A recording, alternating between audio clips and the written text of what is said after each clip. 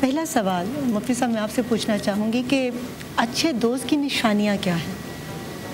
احمد و نصلی علی رسولہ الکریم، اما بعد فاعوذ باللہ من الشیطان الرجیم، بسم اللہ الرحمن الرحیم۔ تمام تعریفیں اللہ سبحانہ و تعالیٰ کے لیے، اور درود و سلام اللہ کے رسول، ہم سب کے آقا، ہم سب کے مولا، تاجدار مدینہ، خاتم الانبیاء، حضور محمد مصطفیٰ صلی اللہ علیہ وآلہ وسلم، نبی رحمت صلی اللہ علیہ وآلہ۔ قرآن مجید، فرقان حمید اور احادیث ایک ایسی زندہ کتابیں ہیں، جب آپ ان کے پاس جاتے ہو، ان سے سوال کرتے ہیں تو یہ کتابیں جواب دیتی ہیں۔ اب نبی علیہ السلام کے پاس اگر حدیث میں جائیں اور اللہ کے نبی صلی اللہ علیہ وسلم کی احادیث سے پوچھیں تو اللہ کے نبی کی حدیث کہتی ہیں اذا رأوا ذکر اللہ، اچھا دوست وہ ہے کہ جس کو تمہیں دیکھ کر اللہ یاد آ جائے، بھائی واہ واہ واہ، جن کی باتیں سن کر تمہیں اللہ یاد آ جائیں۔ نبی علیہ السلام کی احادیث میں ملتا ہے کہ اچھا دوست ہوتا ہے جو تمہیں اللہ کی طرف لے جاتا ہے۔ حضرت داؤد علیہ السلام کی طرف اللہ وہی فرماتے ہیں اور کہتے ہیں داؤد، جس کو ہم اپنے سے دور کر دیتے ہیں نا تو اس کو ہم برے دوست عطا کر دیتے ہیں، اور جس کو ہم اپنے سے قریب کر دیتے ہیں تو پھر اپنے دوست عطا کر دیتے ہیں۔ اپنے دوست یعنی کہ اللہ نے ان لوگوں کو اپنا کہا ہے کہ جو اللہ سے قریب لے کر جاتے ہیں، جنہیں ہم اولیاء اللہ کہتے ہیں۔ اولیاء اللہ کی شان کیا ہے؟ اولیاء اللہ ہیں کون؟ الا ان اولیاء اللہ لا خوف علیہم ولا هم يحزنون، یہ اللہ والے جو اللہ کے نیک لوگ ہیں، قرآن کہتا ہے خبردار اس دن ہر ایک خوف میں مبتلا ہوگا، صرف یہ میرے بندے ہوں گے جنہیں کوئی خوف نہیں ہوگا، کیونکہ یہ اللہ کے خاطر ملتے ہیں، یہ زندگی اللہ کے طریقے سے گزارتے ہیں۔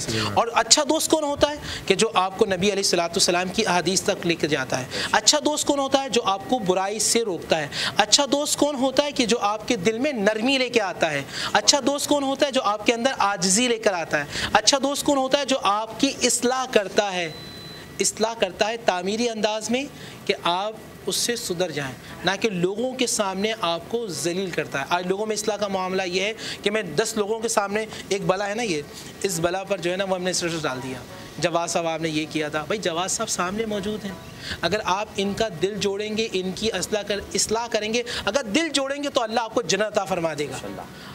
میں آپ کو سناؤں حدیث، نبی علیہ السلام کے صحابہ سیدنا سلمان فارسی رضی اللہ تعالیٰ، دوست کی تربیت کس طرح کر رہے ہیں؟ سلمان فارسی تشریف لا رہے ہیں ایسے کر کے، تو ایسا تکیہ پیش کیے کہ آپ تکیہ لے لیں، آپ بیٹھیں، آپ بھی، آپ نے فرمایا وجبت، تم پہ واجب ہو گئی۔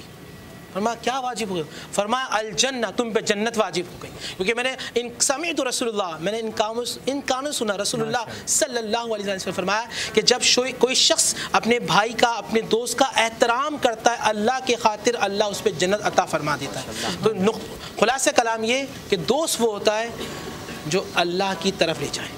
جزاک اللہ، جزاک اللہ۔ اچھا کہتے ہیں کہ دوست کو پتھر سمجھ کر ٹھوکر نہ مارو، واہ، بلکہ اس کو ہیرا سمجھ کر تراش کرو، ہو سکتا ہے وہ ہیرے سے زیادہ بھی انمول ہو جائے۔ مولانا صاحب اکثر ظاہر روایتوں میں بھی ملتا ہے، حدیث سے مبارکہ صلی اللہ علیہ وسلم میں بھی ملتا ہے کہ اچھے دوستوں کی صحبت اختیار کرو۔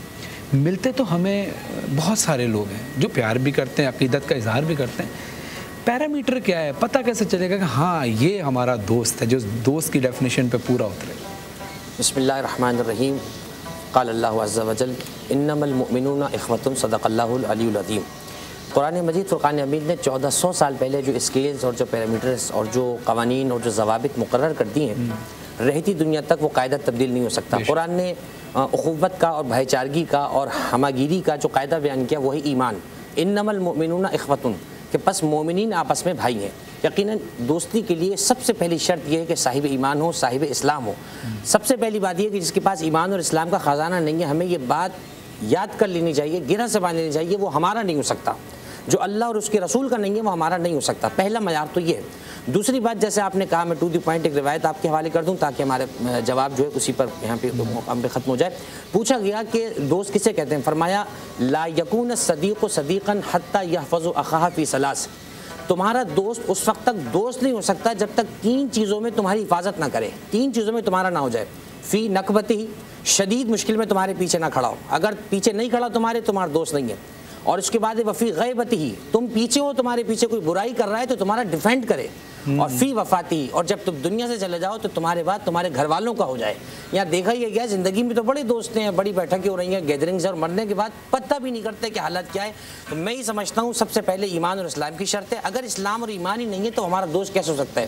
جیسے قبلہ مفتی صاحب نے بیان فرمایا کہ اگر دوست اللہ تک پہنچا رہا ہے تو دوستی مثبت ہے، اور اگر اس کو جانے کے بعد جناب نمازیں چھوڑنے کا دل چاہ رہا ہے، برائیاں ہو رہی ہیں اور جناب ہر قسم کی بری اخلاقیات میں مبتلا ہو رہے ہیں، تو پھر وہ دوستی نہیں ہے۔ دل کی ٹھنڈک تو ضروری لیکن دوستی نہیں ہے۔ تو ہمیں چاہیے کہ جب دوستی کرنے جائیں سب سے پہلے اسلام اور ایمان دیکھیں، اچھی صحبت دیکھیں، کیونکہ خربوز دیکھ کے خربوز رنگ پکڑتا ہے، جیسا دوست ہوگا ویسا پھر اسے معاشرے میں پہچانا۔ جزاک اللہ، جزاک اللہ۔